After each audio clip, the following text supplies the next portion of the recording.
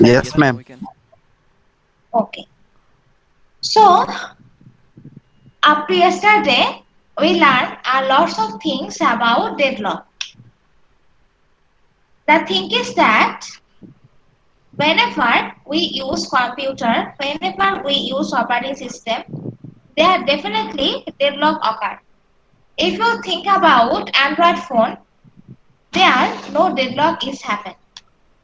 Because the thing is that you cannot run two or more tabs at the same time in a smartphone. Whenever with our operating system or with our computer or laptop, we are able to run a lots of hidden and direct application softwares. Hidden application softwares are if you go to the control panel at that point of time, you can see lots of process Ma'am, in we can't see the slide. okay. Lots of process actually we cannot see. Whenever you go to the control panel, you can see that there are lots of process which are at the running state, but as an end user, we don't understood that process. Direct process are, say for example, I am taking your class. So when I am taking your class, I am using my PowerPoint slide and Google Chrome. So with these two application software, I am taking your class.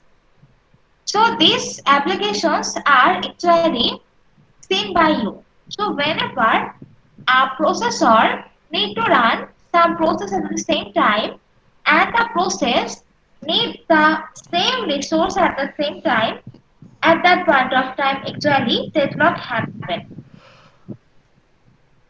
Try this at your home, you can easily understand that whenever you try to turn up three Microsoft Word or three Microsoft PowerPoint slide at the same time. You click three PowerPoint slide at the same time one by one.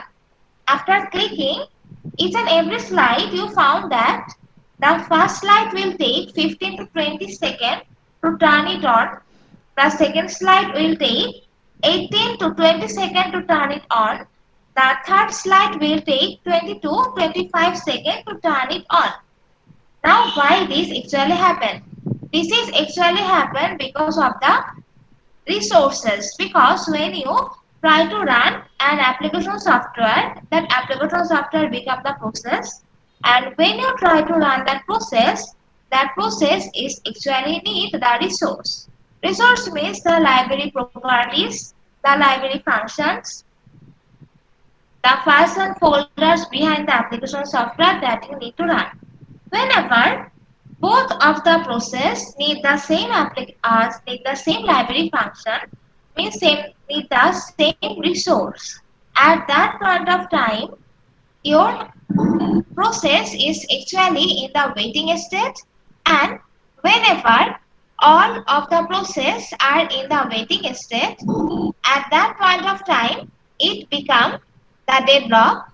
It become the deadlock problem occur, and from the previous slide, you learn about deadlock prevention, deadlock allocation, and now the deadlock dictation. Deadlock dictation means that already deadlock is occurred, already it have done the deadlock. Now the thing is that you system usually don't understand whether the deadlock is actually occurring in your operating system or not. So at that point of time, the first step is your operating system think the deadlock is occurred and it start to check. Second step, it will provide the dictation algorithm. So that dictation algorithm is the deadlock dictation algorithm. So with the help of deadlock dictation algorithm, it check whether the deadlock is occur or not. And if the deadlock is occur, if it is yes, at that point of time, it will go for the recovery scheme. Recovery scheme means how can you prevent the deadlock. Now you need to prevent it. You need to stop the deadlock, because if you cannot stop the deadlock, at that point of time, all of your process and will be at the waiting state, and all of the process cannot be able to run any of the tasks. So guys, in this slide, if you have any question, you can ask. Now, today you learn the banker's algorithm. This algorithm is very easy algorithm. If you look this algorithm very carefully, you can easily understand this algorithm. The thing is that banker's algorithm is developed to prevent the deadlock. To prevent the deadlock, the thing is that whenever all the processes are at the waiting step, at that point of time, your processor won't be able to run any of the process as all of them are in the waiting state. So, to prevent some process from the waiting state, take them in the executing state, you need to use the banker's algorithm and none of the process will be in the waiting state. So the thing is that how can you actually avoid the deadlock with the help of banker's algorithm? So what are the things you get from banker's algorithm? First of all, you have to understand that multiple instance. Multiple instance means that you can provide the banker's algorithm on and only when the resource has multiple instance. Multiple instance means, so if you see this diagram, R1, R2, R3, R4 are my resources. So inside the resource you can see this black dot. These black dot are represent the instance. So whenever you apply the banker's algorithm, you have to provide for the, you have to go for multiple instances. You cannot go for single instance. Say for example, you cannot provide banker's algorithm for resource 1 and resource 3. Your resource must have multiple instances. Must. This is the first quality for banker's algorithm. Second quality is each process must a period claim maximum use. That means whenever the process go for the execution in the ready state or waiting state or not running state, at that point of time, the process must be tell to the processor that maximum number of resource it need from each of the resources, or maximum number of instance it need from each of the resources. It must have to tell to the process. Third thing, that when a process requires a resource, it may have to be wait. So in this diagram you can see that process 1 is wait for resource 1, process 2 is waiting for resource 3. Whenever resource 3 release, process 2 get the resource. Whenever resource 1 and resource 2 release, then process 1 hold that resource. That means whenever your process is request for any resource, the process should be waiting. When a process gets all its resources, it must return them in a finite amount of time. Means after using the resource, the processor must have to be return the resource to its place. Say for example, whenever you try to run 3 PowerPoint slides at the same time, I have already told you that the first slide will be completely run within 15 to 20 seconds. The second slide will completely run within 15 to 20 seconds, and the third slide will be completely run will be 20 to 25 seconds. So that is happened because of the resources, that whenever the 3 PowerPoint slides you need to run at the same time, means 3 PowerPoint slides need the same resource. So whenever they need the same resource and same instance inside the resource, at that point of time, the other two slides have to be wait when the first slide complete the execution of the task, and then it go back to execution for the second slide. So That is actually happen whenever you try to prevent the deadlock with the help of Banker's algorithm. Means your process must be wait when it requests for any resource, and secondly, whenever a process complete using the resource, he must have to release the resource. Otherwise, I think what will happen, none of the process will be able to perform the task. So guys, in up to this slide, if you have any question, you can ask. Now, come to the algorithm, that how can you solve the Banker's algorithm. So at the exam time, what I will provide you, I will provide you the instance for each of the resource. We say example, resource 0 have 8 instance, 1 have 5 instance, resource 2 have 9 instance, and resource 3 have total 8 instance. And two table you will get, one is the allocation, another one is the max table. So allocation table is represented that how much instance of that resource the process will use in this processor or in this application or in this algorithm. And max is actually represented that what is the maximum number of the instance that a process can hold. The thing is that look at those two tables. Process 1 will allocate 2 instances from resource 0, but it can hold maximum number 3 instances from resource 0, maximum number 3, but it does not need 3 right now. It needs only 2 right now, so it will hold 2. Process 0 does not need any instance from resource 1, but the maximum number it can take from resource 1, which is 2. Allocation means that for during the algorithm and at the algorithm purpose, how much resource it will use. And maximum number will represent that what is the maximum value or what is the up level boundary that the process can actually hold the instance from each of the resources. Then process 0 will need one instance from resource 2, but it also can hold maximum one instance from resource 2. Process 2 will need two instances from resource 3, but process 0 has the capability to take 4 instances from resource 3. So at the exam time, first all of you draw the resource instance.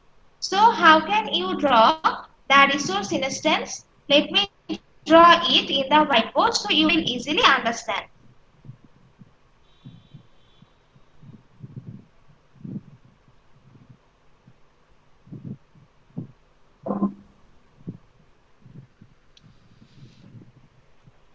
So here is written my resource 0 have total 8 instance.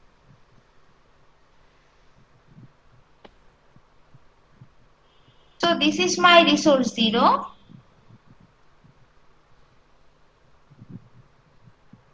It hold total 8 instance. So 1,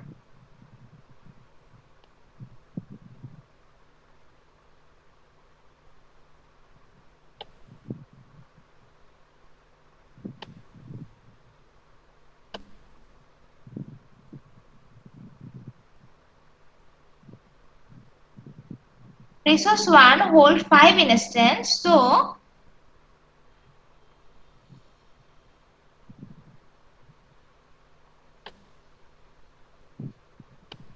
resource 2 hold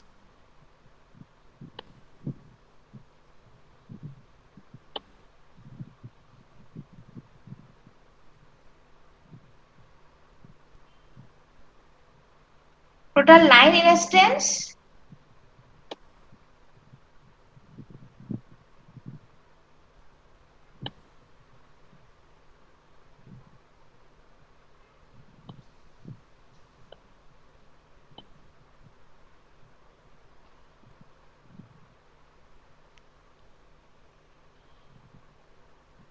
Resource 3 whole total 8 instance.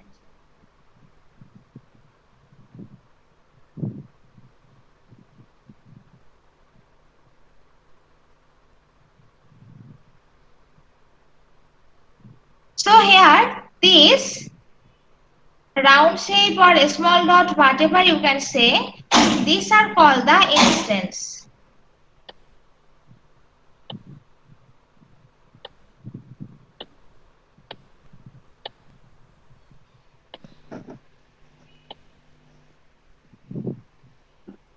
So this way, first you will draw the resource.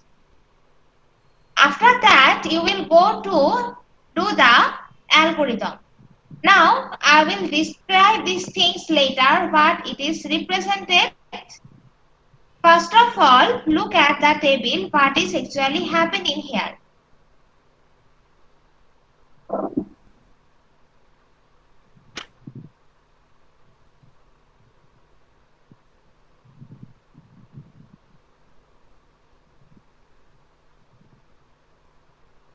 So the thing is that for number of resource, you will have number of steps. The thing is that you can take the step for resource 0, step for resource 1, step for resource 2, step for resource 3 like this way. Or you take the 4 steps and hold the resource like this way. Anything you can do. First, look at the previous table that process 0 will need 2 resource from resource 0. You always remember that whenever you do this cycling task, always take only one resource. You cannot take 2 resources at the same time. You have to take the resource one by one. So first you take one resource from resource 0.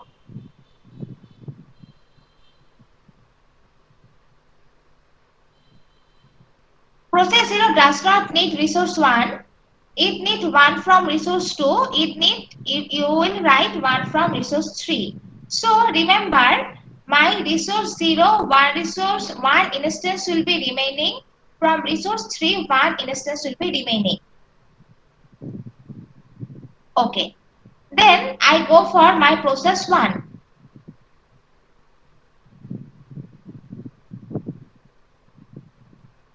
So in the process 1, it does not need resource 0. 1 instance from resource 1.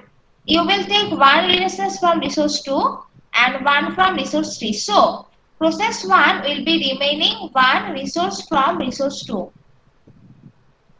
See, 1, 1 and 1. Then process 2.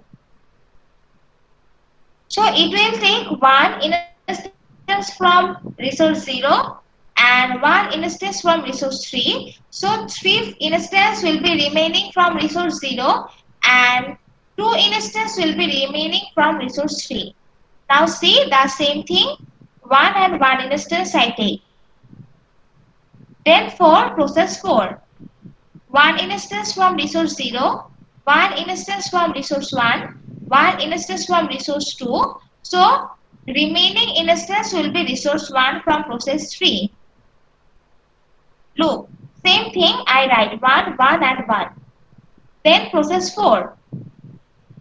1 instance from resource 0, 1 instance from resource 2. So it will remain 2 resource. Look, the same thing. Again, after complete the first cycle, I will turn around from the second cycle, which is starting from again process 0. So process 0 remaining 1 resource, here also 1 instance. So I will take these 2 instance and the task is done. So I write here done. Then I go for my process 1. 1 instance will be remaining for resource 2. So 1 instance and task is done. Then process 2. So here 3 was remaining, 2 was remaining. So I will take 1 more and 1 more. So now 2 will remaining, 1 will remaining. So process 2, 1 and 1. Then process 3. Just one instance is remaining from resource 1. So process 3 and the task is done. The cycling is complete. Then process 4. 2 instances remaining. I just take 1. So I take 1 for process 4. Then I again go back to the cycling as my process 0 is done. Process 1 is done. Process 3 is done. Process 2 and process 4 is not done yet. So again I take as 2 and 1 is remaining from here. So again I take 1 instance and 1 from here, from process 2.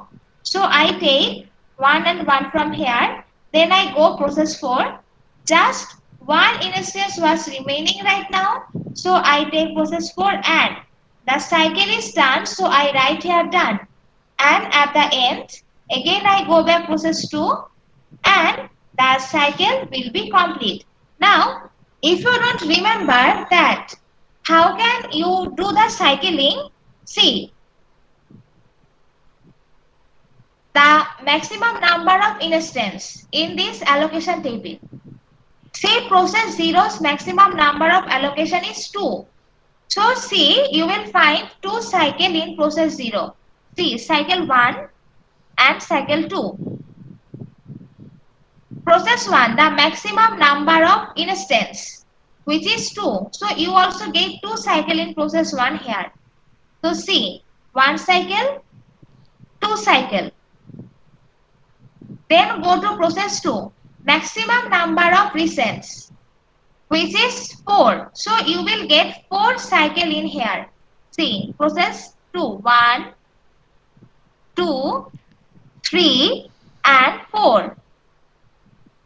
Then process 3, maximum number of instances, which is 2. So 3 will be once, twice. Process 4, maximum number of instances, which is 3.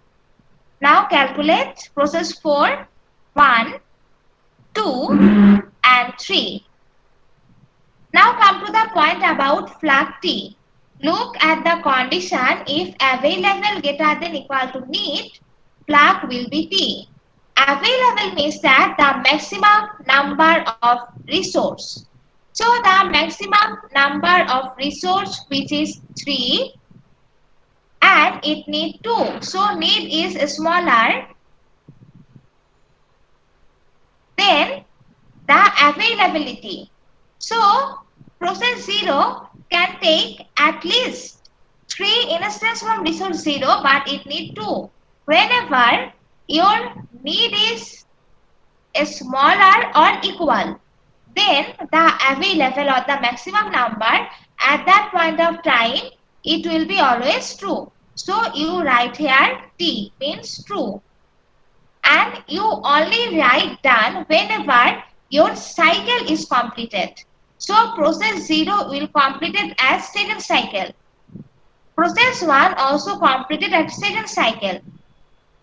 Process 3 also completed at second cycle. Process 4 completed at third cycle. Process 2 completed at fourth cycle. So guys, up to this, if you have any question, you can ask.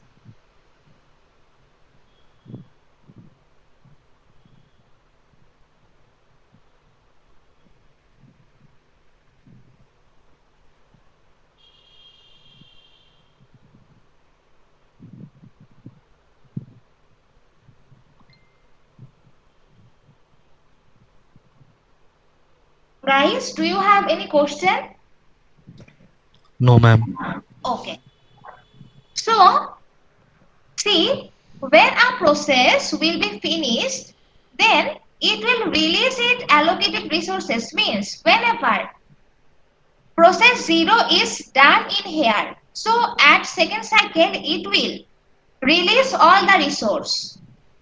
Process 1 is done in here. Finish means done. Work done. When the process finish is work means done. Here it is done. So it release the resource.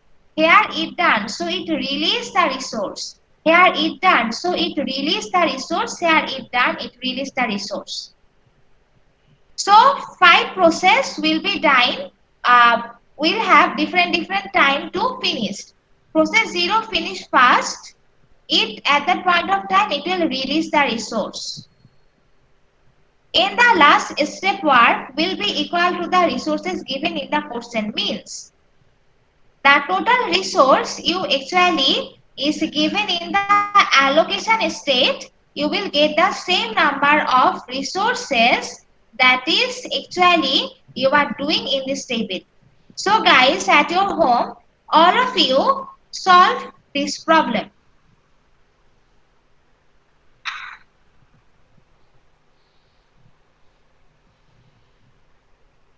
And also do these two exercise at your home. So guys, your midterm written will be held on 10th August during your class time. Question will be uploaded at Google Classroom. Syllabus is slide 4 and slide 5.